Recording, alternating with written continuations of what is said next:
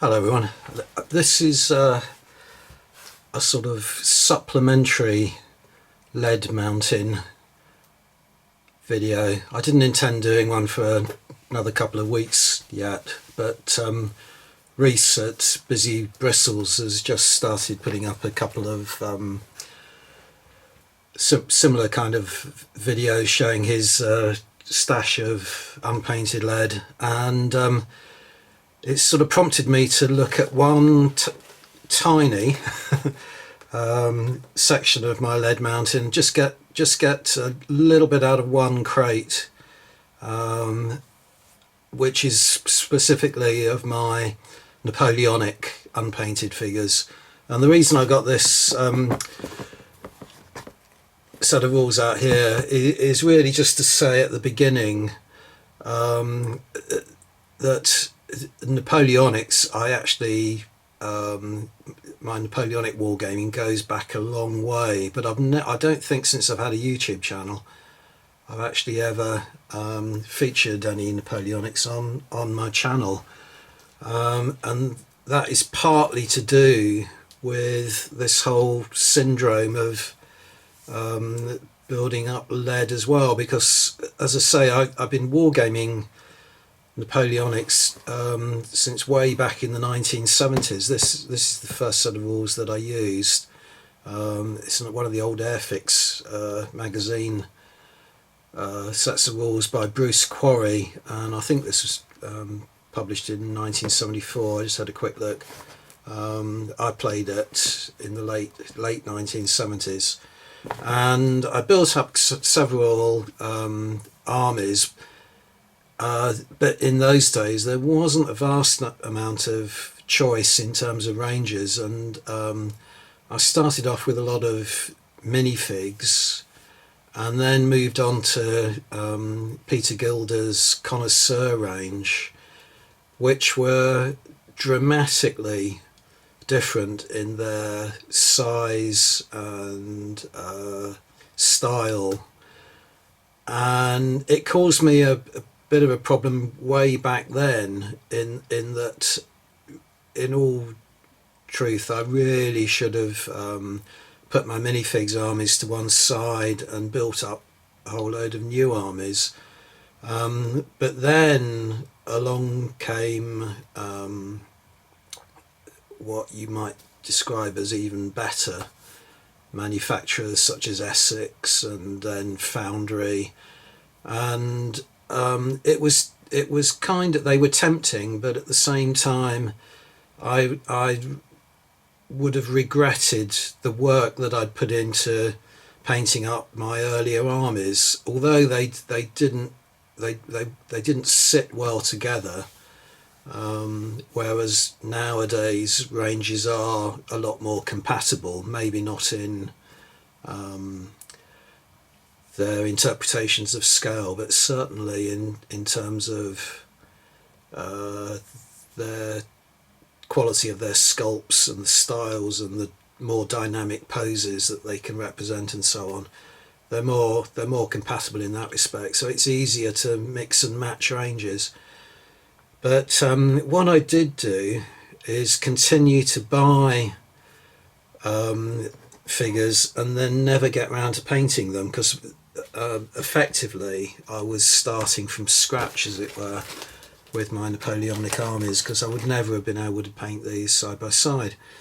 So I'm going to show you, as I say, just a small section of my lead mountain, but this is all of my Napoleonic. I've got this box, and I've got another smaller box that I got from Front Rank, which has only got a few things in, not many. But this particular box here is doesn't look particularly large, but it's really heavy, I can assure you. I just put it on my bathroom scales to see exactly how much it did weigh, and it was over 6 kilograms in weight.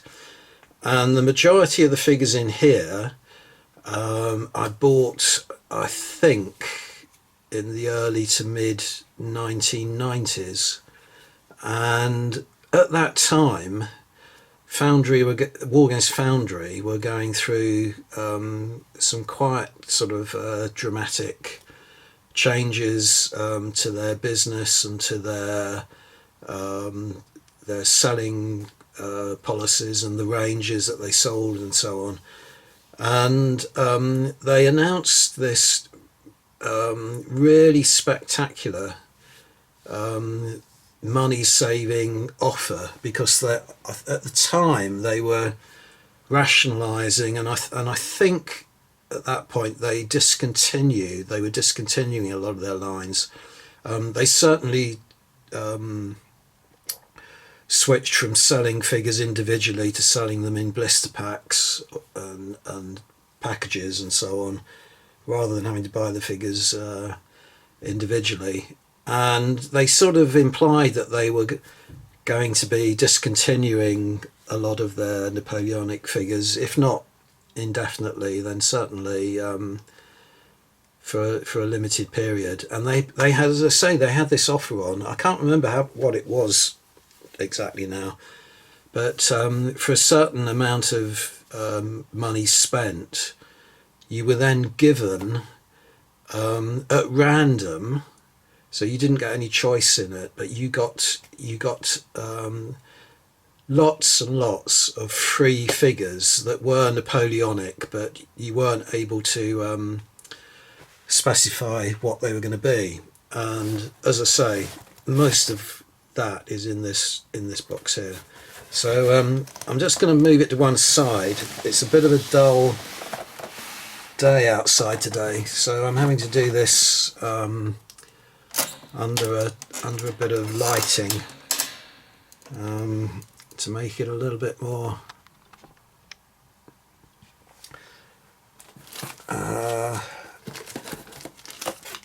clear and lit. So let's start off with just the odds and sods at the top. This is a figure that was a free 25mm metal Napoleonic figure that was from Hinchcliffe, that was given away by Miniature War Games magazine. No date on it, so I don't even know when that was. No idea at all. But it's quite a nice drummer boy. I think a British drummer boy. Got a few front rank. These are pennants for the end of lances here, so you can use those with brass rods or wire. Just put them on the end. I think at the time, what was it? Oh, I know what I was painting up some front rank Polish lancers, so there must be spares from that. Right, let's get into the business. This is a single figure. It's a bit odd. I don't know quite what was going on there, because you wouldn't put a single figure in a blister, and I've never opened it. From Foundry, British infantryman in the stovepipe, Shaco. Again, so long ago that I have no idea, I can't remember. There's another one here as well. Can't remember what I was doing getting these. It does strike me as very odd that they would sell an individual figure in a blister pack, but there's another one there.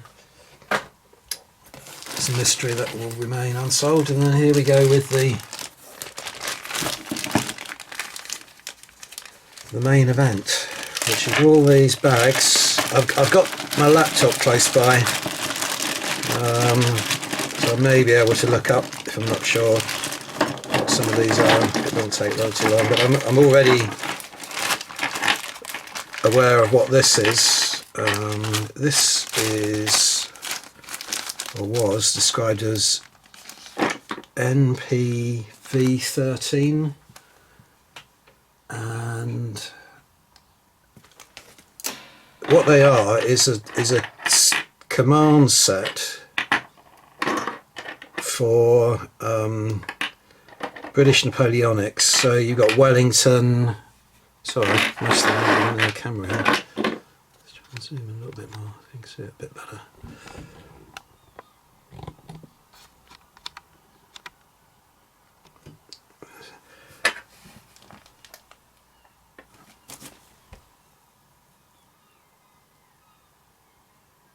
Yeah, you got Wellington, Picton,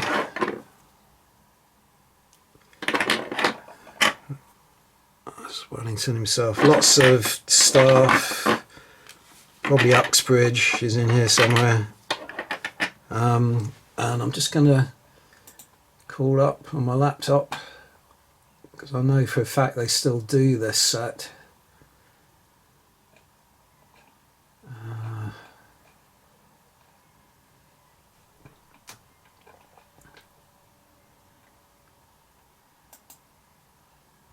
There's 18 pages.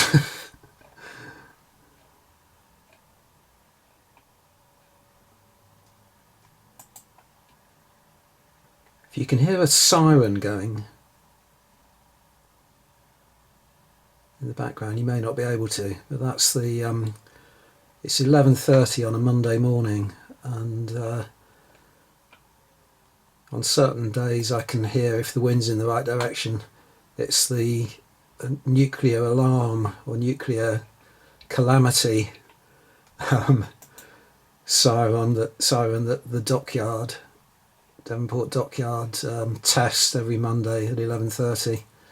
If you hear it at any other time of the week, then that's an occasion to panic, close all your windows and stay indoors. But it's a rather ominous sound, but reassuring to know it still works. And they test it on a Monday at 11:30. On to page 8 at the moment, still haven't come across it. Oh, here we go. Yeah, the Duke of Wellington and staff, it's now B130. So in those days it was NP V13, and I thought it was there. This guy, where's he gone? I had him in my hand a minute ago.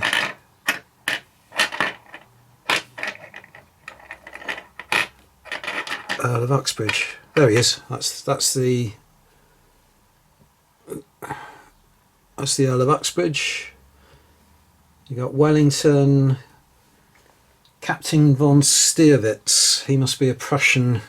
Yeah, this guy here is the Prussian.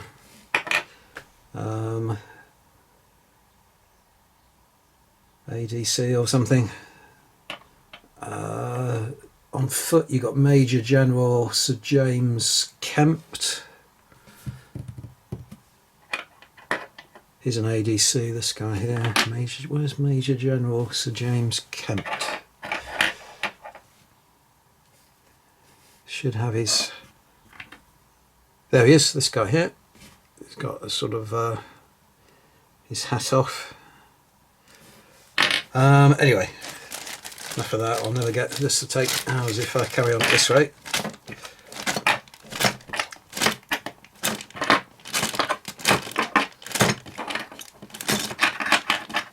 So now I've got the Napoleon and his staff as well somewhere in here. That will certainly come up at some point. I don't know whether sooner or later.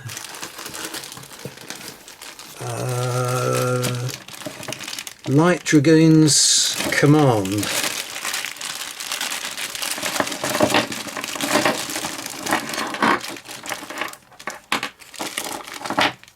I'm not going to be able to show you all of these individually, otherwise it's going to take too long. But just to give you an impression of what I've got. So there's a nice bugler figure there.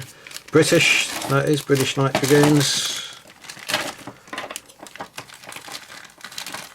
I mean, to give you an idea on the Duke of Wellington and his staff, £27 to buy that now.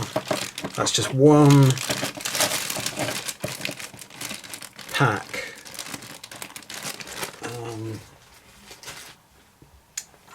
you know, one little package in this. So this, now here's Napoleon and his staff. So in those days it was £12.50.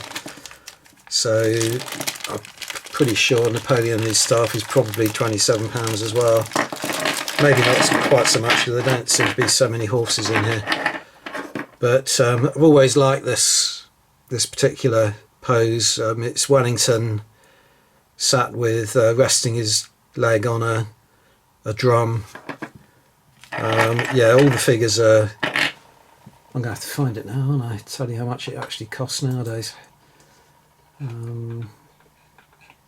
All the figures are on foot though, so not so much metal.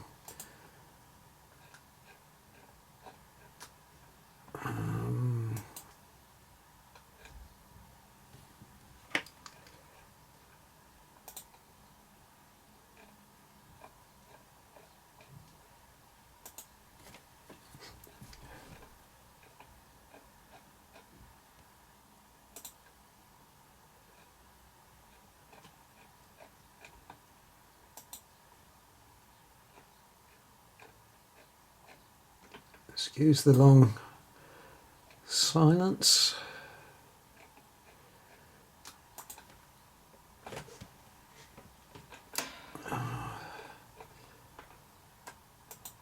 It's 18 pages of these again, so most of their packs seem to contain about 1, 2, 3, 4, 5, 6, 7, 8 figures, and they're usually £12 each.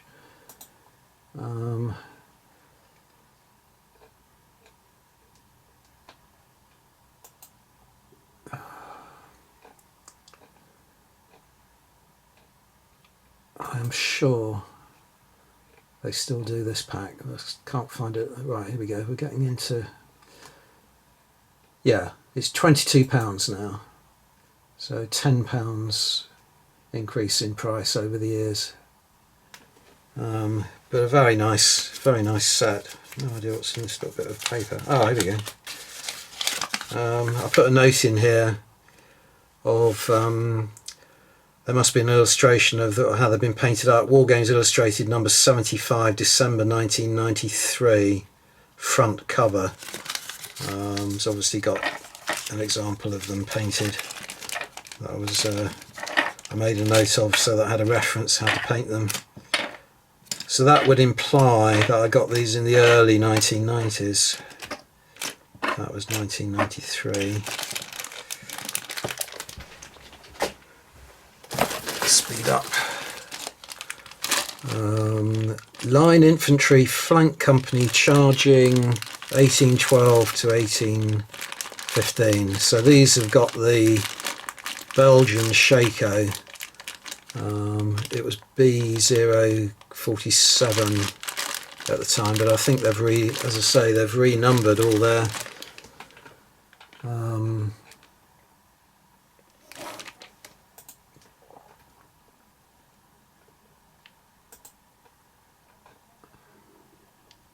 yeah, I'm never going to find that in a hurry, so I won't tell you. But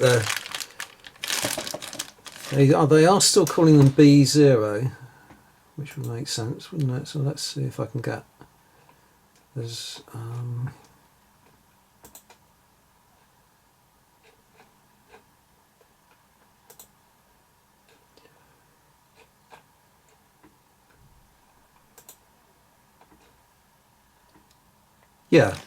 yeah, it is still the same. B047 Late Line Infantry Flank Company charging. So they've kept the same categories. But there's 1, 2, 3, 4, 5, 6, 7, 8 figures in the current pack. Probably 8 in here, isn't there? 1, 2, 3,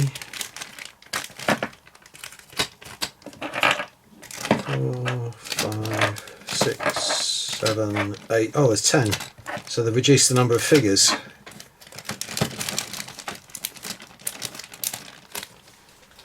So that's obviously a way of avoiding putting the price up, and more rational, because if you're going to base them 4 to a base, was it game like Black Powder, you're not going to want 10 figures. Line Infantry Centre Company Command.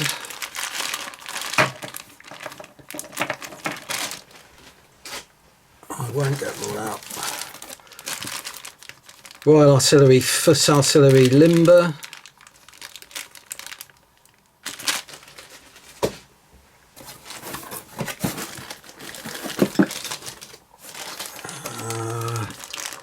Light Dragoons in Shako Charging. So the majority of this is a British army. A lot of loose horses. They must have fallen out of the bag, or maybe, I don't know, maybe they were some of the freebies that they threw in with this offer. I can't remember exactly how much it was, but it was, you know, I had to pay. But I think you only had to spend over £50 and you got nearly the equivalent in 3 figures. British Light Dragoons in Shako Shouldered Sword. So all these are sold nowadays, but as I say, I think at the time, while they went through this rationalisation process, they certainly took them off the market for a while, rebagged them in different ways and so on. British Foot Artillery figures, Line Infantry Centre Company Charging, and they've got the Belgian Shako. I can remember, I do remember buying some that had the stovepipe Shako, because there was one regiment at Waterloo that retained the stovepipe Shako. Highlanders. We've got some Highlanders.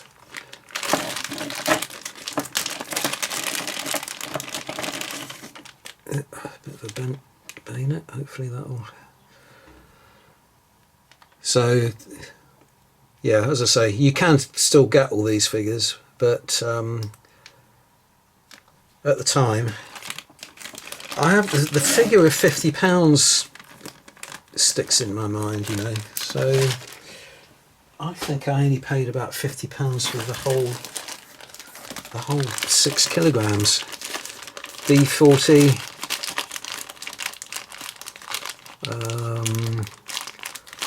Yeah, I think D40. These might be the ones in stovepipe. No, the Belgian Shako.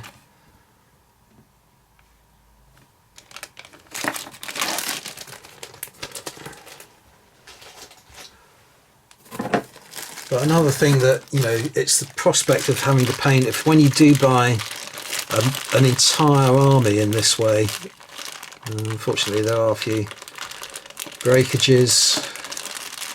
Oh no, I thought the bayonets had broken off, but they're riflemen, British riflemen firing, yeah, so they haven't got bayonets on their rifles. It is a bit of a daunting prospect when you suddenly see all these in front of you to think, oh no, I've got to paint them all, which may have been another reason why they've remained unpainted for so long. But I do like Napoleonics. It's just I haven't played. I think a long time ago we played a Black Powder game using my minifigs painted up armies. Light Dragoons in Shako with carbine. Oh, these are some minifigs that I never got around to. Oh, not just Napoleonics in here. Let's take these out and put them in there later on. Put them in their appropriate containers. But I've got some minifigs figures here that I never painted up. So I'll certainly put those back in. But I noticed there's a lot of, I think these must be, yeah, there's Zulu War.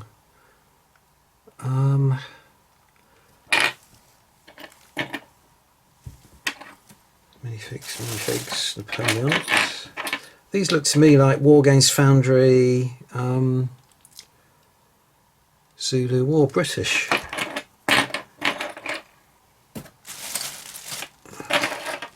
Yeah, they are. There's a Zulu shield there as well. I've no idea how they ended up in here. But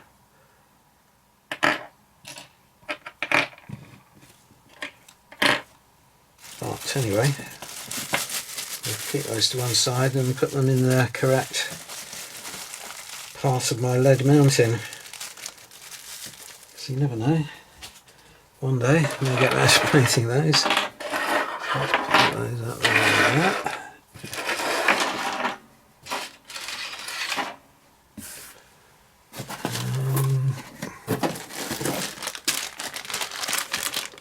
Highlander Centre Company, advancing. So again, I should imagine there's 10 figures in each of these rather than the current 8.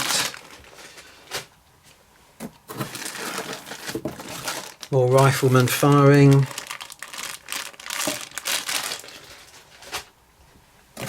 I mean, pretty clearly I've got a whole unpainted British Army in here, haven't I? British Riflemen assorted models.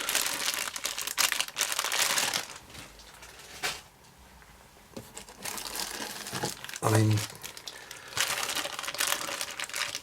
at least to begin with, I could paint some of these up and play a skirmish type game, couldn't I? Highlander Centre Company. I'm always a little bit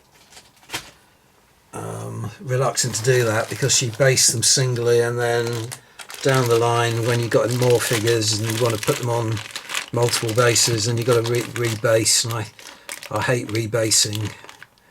Dragoon Guards in Helmet Command.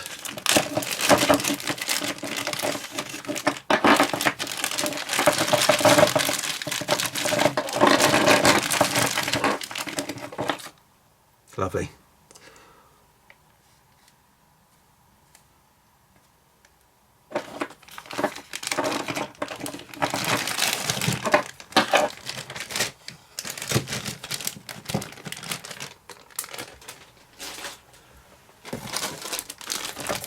Dragoon Guards in Helmet Command. All of them.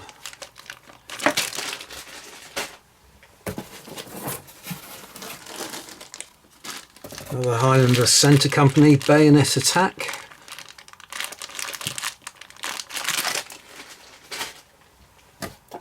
I certainly bid off more than I could chew with this purchase, didn't I? But Dragoon Guards in Helmet Charging. And predictably, as I said on one of my earlier lead mounting videos, I'm so tempted to start painting these straight away, but I simply cannot do it at the moment. I've got far too much on my desk. Dragoon Guards in Helmet Charging. There's a plastic sprue. This must have been a giveaway in a magazine. A couple of British figures.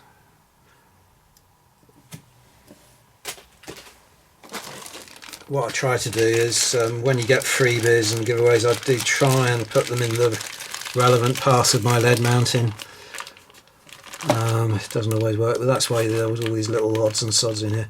Royal Artillery Foot Artillery Train. Now this is one thing, it is a pain to painting them up, but I really do prefer ranges that offer you the opportunity to purchase and paint up limbers and trains and so on.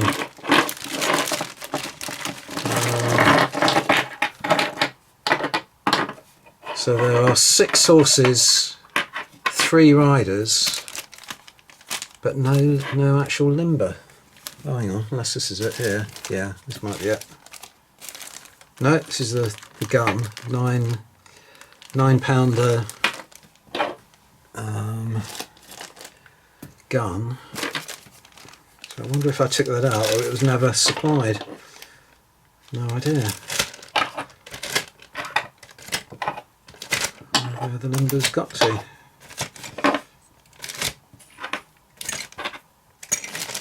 If I got one, it'll be in here somewhere. Dragoon Guards in helmet charging again.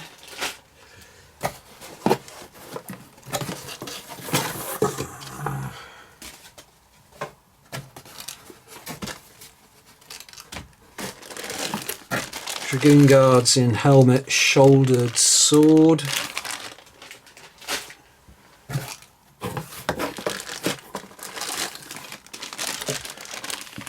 Dragoon Guards in helmet shouldered sword again. Getting to... There's a few more mystery items in here. He looks like another Highlander. And no idea what he is.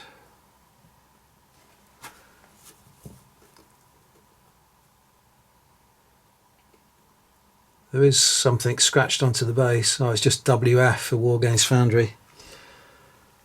So I'd have to trawl through the website to find out what that figure is.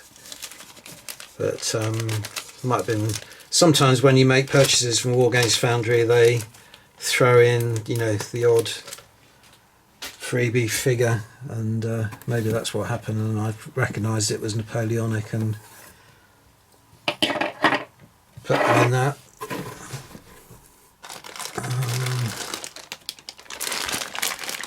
Right, I'm getting to close to the bottom of this box now, and there's a lot of loose figures, but there's also things that are bagged up. These look to me like French. Wow, there's just so many different things in here. I think this must have been part of what they were actually giving away, because it's so sort of, you know, varied and disparate. But I think these are all French cavalry figures, but all kinds of lancers, hussars with different types of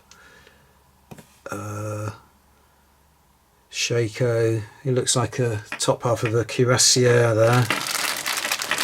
Hopefully they gave me his bottom half as well somewhere. Eagles, Polish lancers by the look of it. So they were clearly just trying to clear out their, you know, the rag ends of all their ranges and so on. Very nice trumpeter there, hussar trumpeter, sort of the later period with you know, the braided hair and so on. I mean, these kind of things would just be worth individually painting up. I've always liked, you may well be aware of it, there's a film called, it was Ridley Scott's first film, The Duelists, and it's an excellent film if you've never seen it, just for the cinematography and the lighting and the effects, the photography of it. But it's a really wonderful kind of portrayal of the uniforms of the period. There's some absolutely superb scenes in it,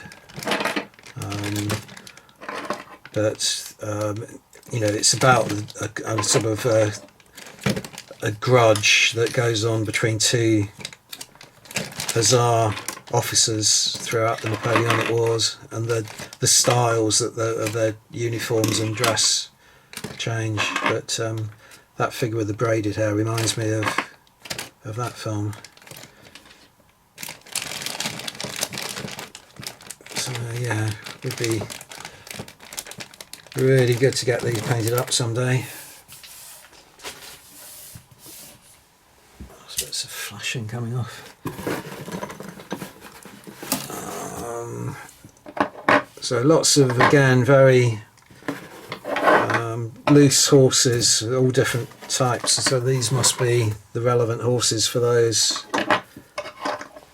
figures I just showed you.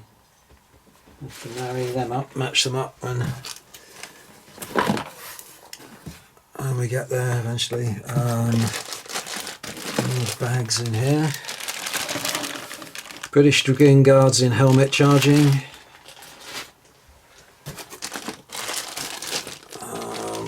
Dragoon Guards in helmet shouldered sword, so got masses of cavalry. And more Dragoon Guards in helmet shouldered sword. I forgot to tell you how many figures there are in each of these.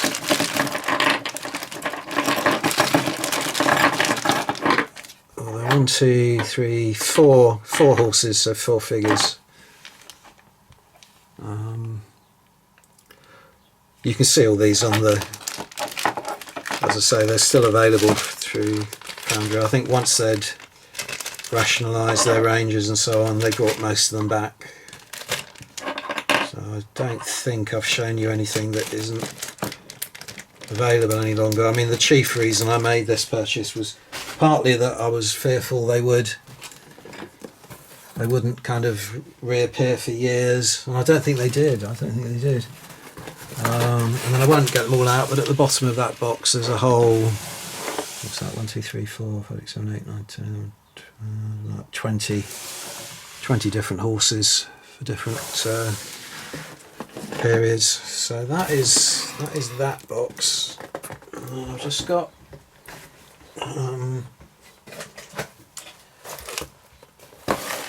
this one, which is a more recent purchase. So I do really like the front rank figures. So I bought and painted up quite a lot of their figures. Napoleonics, as I said earlier, some Polish lancers, some officers, French officers, a lot of their casualty figures. So I like to use casualties in my games. And these are the only ones that I didn't get around to painting, which, I don't know if you can see, are Pavlovsky Grenadiers. So for my Russian, my Napoleonic Russians. Oh no! Oh yeah, we've got some more. I was going to say they're not just Russians in here, because I just spotted a British shaker. But what it actually is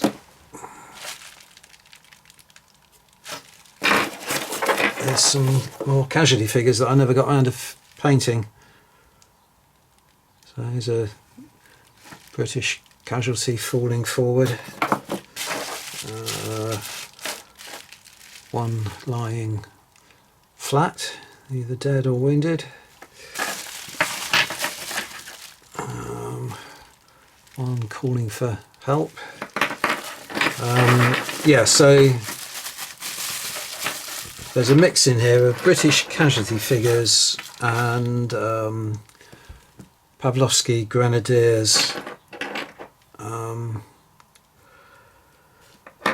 So dear oh dear, more temptation, more things I really, it's really kind of paining me that I can't paint these. I've left them unpainted for so long, but that's gone on. That is just one tiny 6 or 7 kilograms of one crate out of about, I don't know, a dozen crates or something that I've got. So it gives you an idea of the literal sheer weight of lead that I've got unpainted. But I thought I'd do this kind of as a Napoleonic theme, because Rhys was showing his his paltry by comparison, a number of unpainted Napoleonic figures that he's got, and no doubt he will be far more conscientious than myself, and he'll get round to painting those in the next month or two, whereas these are probably going to sit unpainted for at least a couple of years. Thanks for watching, everyone. See you on the next video.